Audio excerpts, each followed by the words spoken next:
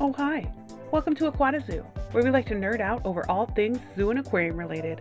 I'm l.semple, and today I'd like to talk to you a little bit about nonprofit versus for-profit zoos and aquariums. I don't know why I felt like I needed to talk about this, but I questioned it once upon a time, and now that I have several years of for-profit institution experience under my belt, I guess I can talk about the differences that you might see, and honestly, a lot of the similarities you might see between a facility that is for profit and one that is nonprofit. I should clarify, in this case, I'm talking about AZA accredited zoos and aquariums, so they are accredited by the Association of Zoos and Aquariums, and they keep to high level of standards for animal care and welfare and all that fun stuff that we all strive for. We are all doing that the same way. So this is not like a difference in facilities that are not AZA accredited. Like, not that that's bad. It is very expensive to do it. So I do understand why some institutions are not quite there yet, if they're aiming to be, or why they would choose not to, right? It's expensive. It's difficult to do. These are really high standards, but what I'm talking about here is basically just the AZA accredited institutions. I mention that because sometimes when people hear the thought or the term for profit and associated with zoos and aquariums, they get kind of a not so great picture in their minds of what's happening. It's basically their minds sometimes go to just specifically exploiting animals for profit. That is not what we're talking about in this case. There have been institutions that have done that, and those are not the ones I'm talking about right now. I'm just talking about AZA accredited institutions that are trying to do their best to take care of animals, showcase animals, their natural habitats, their natural abilities, and educate people about those animals and their wild counterparts, the challenges they face, and all of that. They're all doing this the same way, right? Those are the institutions that I'm talking about for this. And I feel like I need to mention specifically that we're not talking about exploiting animals for profit. That's different. Okay, so the biggest difference, I suppose, is probably how these institutions just account for the money and what they do with it, I would say. It comes in the same way, right? Like, we're charging for tickets, we're making money off of our gift shops. There might be some programs involved where the institution is able to bring in some funds. Might be, summer camps. It might be, being able to feed an animal or participate in a birthday party where there's an animal that comes and visits, or you go visit an animal, all this stuff. There's lots of different ways that institutions generate funds. And all that money kind of comes in the same way for a for-profit institution and a nonprofit institution. Now, how they deal with that money might be different. And this also differs from institution to institution, right? So some of that money is going to be put right back into the organization, right back into the programs again, right? Yes, there's some overhead that we have to cover, and then we need to buy some more supplies for next time, right? That money can go right back into the cycle of doing that. It's kind of self-perpetuating in that way. So that is going to happen more than likely for both nonprofit and for-profit institutions. Some people like to think that the ticket sales go directly to feeding the animals. That is not always the case. We typically want a more steady flow of income, or a steady account, I guess, or budget, specifically for that food. Because the animals will never go without food, right? So we make sure that the money that's allocated for things like that and things like repair and maintenance are coming from something that's a little bit more steady. And so we don't want to depend on ticket sales, like specifically, or store sales for that kind of thing, because that kind of, there's a little bit of a roller coaster action that's going there, right? Some days you got some good sales. Some days the weather is perfect outside and people don't necessarily want to go to their local aquarium because it's so nice outside, or maybe it's snowed out and your institution is closed, right? So we don't want those steady expenses, I suppose, that come in hand with running an institution like this. We don't want those things where the animals need food, they need their equipment fixed, like all that kind of stuff. That comes from a more steady budget than straight turnaround from ticket sales and sales of programs and merchandise and things. But those ticket sales can go right back into, producing more flyers, or, those little hotel cards that you can see at the local hotel, like what's nearby that we can do as a hotel guest, that kind of thing. Those are the sorts of things that might be funded by something like ticket sales or merchandise sales or something like that. Or it could go just straight back into more merchandise, broadening the selection of merchandise that's available could get helped from the merchandise sales themselves to start with. So it's kind of cyclical in what's going on. Now, one big difference that you might see in a for-profit and a nonprofit, there's a lot of weight in a for-profit institution put on revenue, like specifically how much money were you making. Nonprofits tend to measure that a little bit differently. They tend to look at how many people they've serviced or how much money they've put in just specifically for the purpose of putting it back into the institution, right? A nonprofit is technically trying to get to an even playing field. Like they're putting just about as much money into the business, back into the business as they sold from the business, right? So all those sales that they're making, they're trying to reinvest in some sort of way into the organization again to help grow it, to help do more. And basically they're trying to make it like even. They're not counting how much revenue they made overall the way a for-profit institution kind of is looking to measure their success. So yes, it matters to both types of institutions, how many people that they have touched and educated and all that kind of stuff, and also how much sales they've made. But the way they look at that is a little bit different, right? A for-profit institution, the corporations, they're looking at it like, this is how much revenue we've made. This is how much it's increased since last year. And, it's really kind of methodical and very much a money-looking game. Right? And that's how they measure their success. A nonprofit tends to look a little bit more at the number of people that came through the doors, the number of programs that were participated in, all that kind of stuff, and how that money is then put back in and what projects it's going to, and the growth that happens as a result of that. That's a little bit more along the lines of how a nonprofit would measure their success. Both of these styles of institutions are looking at the money and are looking at the guests that are impacted, right? But they're just kind of looking at it in a different way.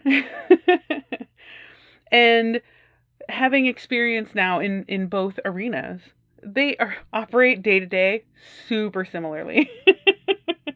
We're trying to make things work on a relatively low budget, either because we're trying to watch our revenue from the for-profit side, or we're just trying to make the most out of what we have, which may not be a whole lot with the nonprofit, right?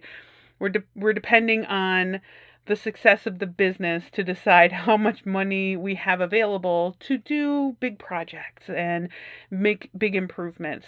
Like I said before, there's always the steady funds of money that are set aside for things like food and repair and maintenance and making sure that the institution is running the way it should be from day to day, right? But the extras and the growth comes from the measuring of success, which looks a little different for a for-profit than it does for a nonprofit. But overall, when it's all over, those institutions are very similar. The way they get there is just a little bit different. So a for-profit institution will look at that revenue and then make some educated guesses about the market and about how the growth will be for the next year. And then they decide how much money they're going to reinvest into the business. A nonprofit is more likely to look as the year goes on and just kind of take it step by step and, schmooze some donors and do some fancy footwork to encourage people to donate or, round up on their ticket so that, they get a solid few cents every time somebody purchases a ticket. Like, they're looking at those funds as they're coming in and then deciding how they're going to allocate those funds to the next growth, right? Unless specifically it is said how they're planning on spending it when you make the purchase. If they're asking for donations, they're more than likely going to tell you it's either kind of like a general donate to the organization kind of thing, or, hey, we're trying to raise money for this exhibit over here, or this animal, or this purpose. So you'll see that with the nonprofits. In a for-profit institution, they're not going to ask you for money for fun. Technically. There will be most likely an associated charity that goes along with the for-profit, so that if you do feel like you enjoyed yourself so much that you want to contribute to what's going on, there is an associated nonprofit charity situation that works in partnership with that for-profit entity. So there might be a trust, there might be a foundation, they'll be more clear about it. If they ask for money, or they're raising funds through like an auction or an event or something like that, they'll be clear about what charity that money's going towards, and they'll let you know like why they're asking you for money when they are a for-profit institution. So either way, you should know where the money's going if you're being asked to make a donation, and you should understand where it's going and how it's going to be used.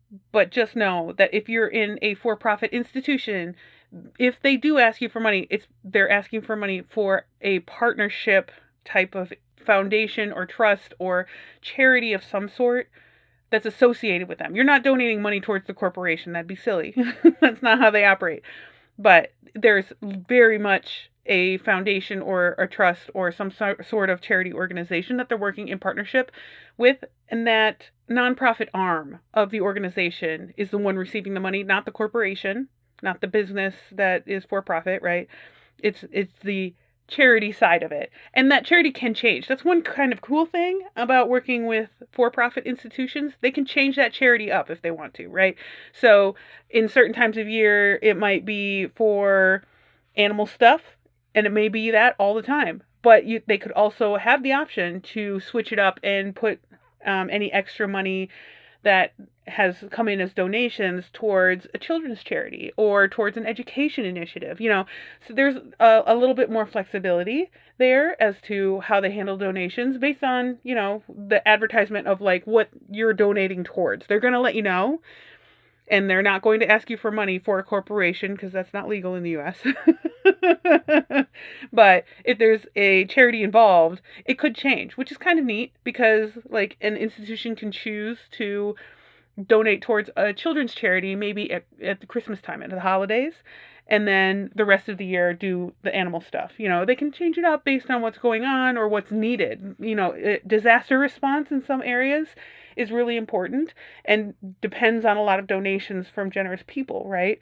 And so these for-profit institutions could change it up and make it so that their donations that they're asking for, if any, are going towards like disaster relief. A nonprofit will typically stick with just their normal organization. They also could do the disaster relief in times of need, of course.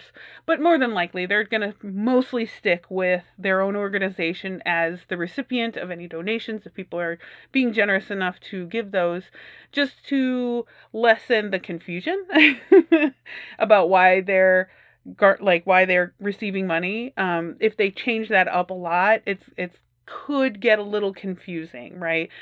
Normally they're asking for money for themselves, but this one time they're asking for another charity, and it kind of muddles the messaging a little bit. For corporations, it's not that big of a deal because they don't ask for money unless there's a charity involved, and they'll be specific about what that charity is. So just silly little things to keep track of if you happen to be visiting an institution. If you don't know whether it's for profit or nonprofit, honestly, it doesn't really matter. But if you see any money being asked for or donations being asked for, that you are educated about where that money is going. If it's the institution itself, then you know that that's a nonprofit. If it's another charity that may or may not be related to that institution, you're more than likely dealing with a for-profit, and that's fine. They're both fine. Here's when nonprofit and for-profit status matter. When we're dealing with grants or funding from like government sources and things like that, when you're dealing with grants and scholarships and donations and all that kind of stuff, that's really more of a nonprofit kind of realm. And while there are certain grants and opportunities for the for-profit institutions as well, they're much more likely to be for the nonprofits. And that's just because they're depending on the local community to keep running, right? So we're talking like government, we're talking philanthropy, people who want to make donations and that sort of thing in memory of a loved one or something like that. All that kind of stuff, all that sort of bequeathing of money and donations and funding tends to be more likely a benefit to the nonprofit organization, just because that's what they kind of need to keep going. So a lot of effort is put into finding folks who are very generous with their time and their money and are willing to support this community resource, right? And so these nonprofit institutions typically have a philanthropic or development manager who's kind of keeping track of that sort of thing for the organization, because it's kind of the lifeblood of the funding. And then they'll also have like grant writers and stuff like that, just because they got to be scrappy. They got to figure out where the funding is coming from for the big, beautiful projects that they want to do. And so nonprofits, they do have to do a lot of work to get there, but they have more access to funding from the government and funding from generous donations and access to people who are known for philanthropy and are willing to kind of put a big chunk of change down so that they can get their name on an exhibit or something like that, you know? So these institutions, they have to put a lot of work into figuring out where they can apply for that money to be awarded to them, and they also have to be proactive about talking to people and kind of schmoozing and figuring out who might want to donate towards their organization, right? It's a lot of work, but it's also a source of a lot of money. And I don't want this to sound like it's completely about money, but when you're talking about a for-profit versus nonprofit institution, we're talking about the money part. Because from an AZA standpoint, these organizations operate day to day very similarly. There's almost no difference. So you often won't know whether you're in an institution that's nonprofit or for profit, because they run the same way. What I'm talking about here is how they're getting their funding and where that funding is coming from to keep that organization running long term. So if you've ever looked at grant funding or any kind of loans or special types of opportunities for organizations to secure funding, large sums of money from government entities and philanthropic folks that are looking to make a big difference, that's going to fall on the nonprofits most likely. There are, like I said, there are certain times when for-profits can go for that as well, but it's really geared towards the nonprofit folks. And that's fine. It's great. It's really, really helpful. They have access to potentially a ton of money as long as they're willing to put the work in to getting it. And it's a long process a lot of the time. The paperwork is really, really time consuming and challenging, but the reward for that is so, so great, right? So, you are looking for funds that fit your organization and opportunities that kind of coincide with what you're looking for as far as your exhibits, the projects that you've got on the horizon. You want to kind of narrow down the opportunities based on what you're trying to do and what you would be doing with those funds if you can secure them. So it's pretty competitive because lots of organizations are most likely going to be going after that same pot of money. But a lot of times these opportunities are such that there's a lot of money to be distributed among many organizations. So yes, it's a competition, but just because somebody won over here doesn't necessarily mean that you don't. It's just a matter of how that entity that is giving the offer or giving the money is willing to split it up and make it available to the organizations that have successfully applied. Another thing that you will see at nonprofit organizations that you won't see at for-profit organizations are volunteers. We love volunteers. So people who have some time, have some interest, want to learn something new or educate others, flock to an institution, a zoo or aquarium, maybe because they love animals, maybe because they just want to be able to talk to people. Everybody's got their own reasons for doing that, right? But they all flock into an organization, and if you see when you go in lots of people who are volunteers, if you straight up ask them, they'll tell you, or if they, sometimes organizations will dress them slightly differently than staff, just so you know that they're a volunteer and not staff, and you know who you're talking to when you go up to them. If you see that, you're dealing with a nonprofit. For-profit institutions, at least in the United States, cannot have volunteers. Everybody you see that's working there is going to be staff. And so that is the difference. It is helpful to have volunteers just because it's just people who are excited to be there, who are willing to donate their time and help out the organization. There's lots of hands, there's lots of bodies. You know, it's just really helpful to get big initiatives done when you've got all these volunteers. For-profit institutions, you're going to see them really tight on their staffing, but they're very efficient, you know? So yes, there's not perhaps as many people in all of the areas, but those people know their jobs. They're very good at their jobs. Like, not to say that the volunteers are not. I'm not trying to say that, but you'll see a difference in the abilities of the staff. For a for-profit institution, they are like laser focused. They know what to do because they're being paid to do that thing. And, you know, everybody wants to do their job well, right?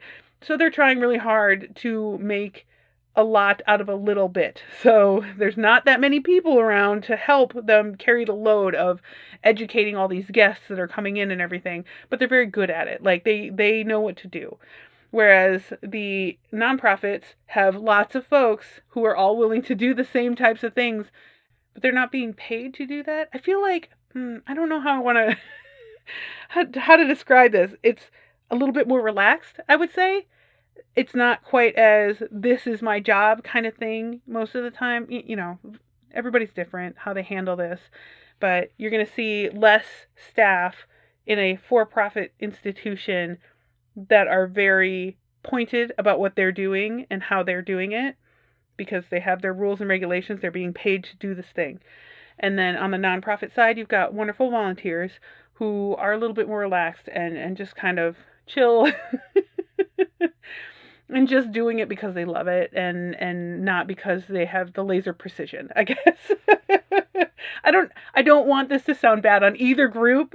I'm trying to word this as kindly as I can on both sides because I realize that there is a difference here. And if you see tons and tons of people just hanging out with carts or doing crafts and all this other kind of stuff, that's most likely a nonprofit institution. And if you see just a few and they are like bolting from here to there and, you know, trying to make sure that everything looks a certain way, that everything's done a certain way, you're more than likely dealing with a for-profit institution.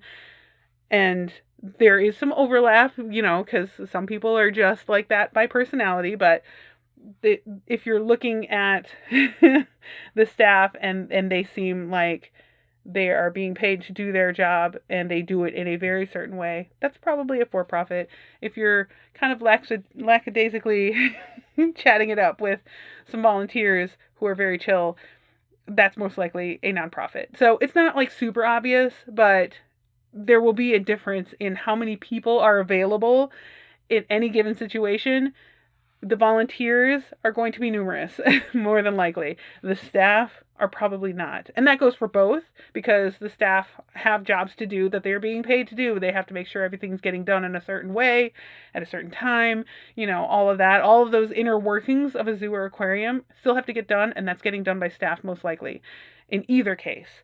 And so when you're seeing lots of folks around that are just kind of hanging out and doing all of the education activities and being very chill about it, that's more than likely the volunteers, and they're wonderful. If you're at or at a for-profit institution, then you're probably just seeing the staff doing what they do.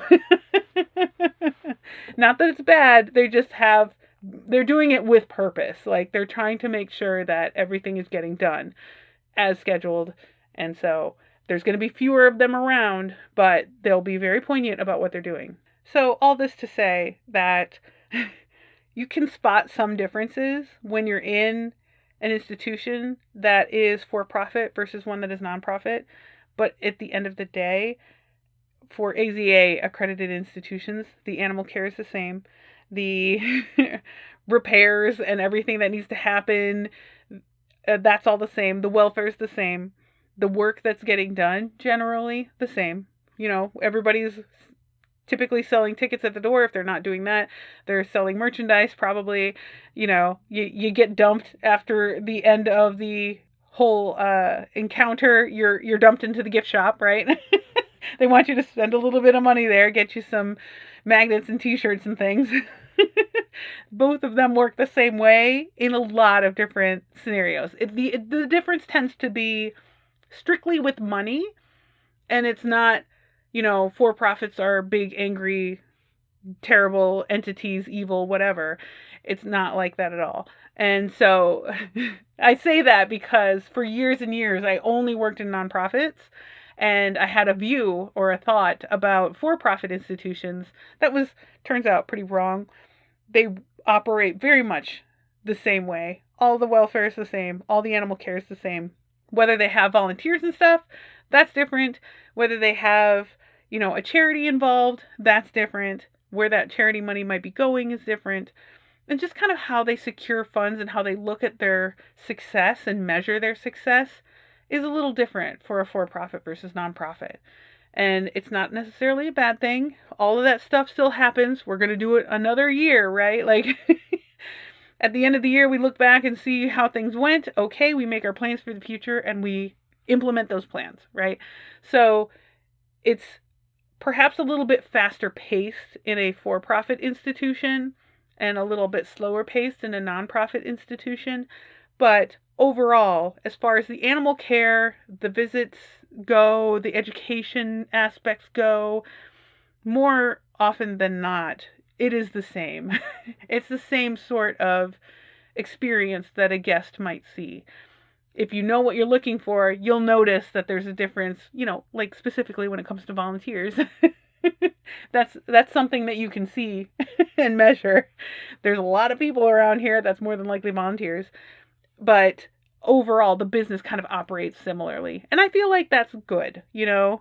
I don't want there to be a huge difference between for-profit and nonprofit when it comes to zoos and aquariums. I want to make sure that those animals are getting the same type of care and that it's really good and that the money that I spend there is well used. And it is. So if you ever have worried about whether you're supporting a nonprofit organization or going into a corporation-run animal care facility, as long as it's like AZA accredited, that's an easy way to tell whether the animal welfare standards are high. And again, I'm not saying that institutions that are not AZA accredited are not able to do that. They might be. It's just a matter of if they've had enough time to become AZA accredited, or if they're interested in that, or if they can afford it. It's very expensive. I will fully admit that. But rest assured that if you go into an AZA accredited institution, whether it's for-profit or nonprofit, you're going to get the same kind of animal care, animal welfare, and the same business practices that are appropriate for an AZA institution. So I just wanted to say that so that nobody panics or frets about whether they should support a for-profit over a nonprofit or vice versa. It's okay. If it's AZA accredited, they run the same way anyway overall. And animal welfare, animal care is going to be a really high priority. That's all I'm going to say. So get out there, visit your institutions, and show them some love. If you have any questions about that or any other zoo and aquarium things, let me know. You can write it up in an email and send it to me at aquatazoo@gmail.com.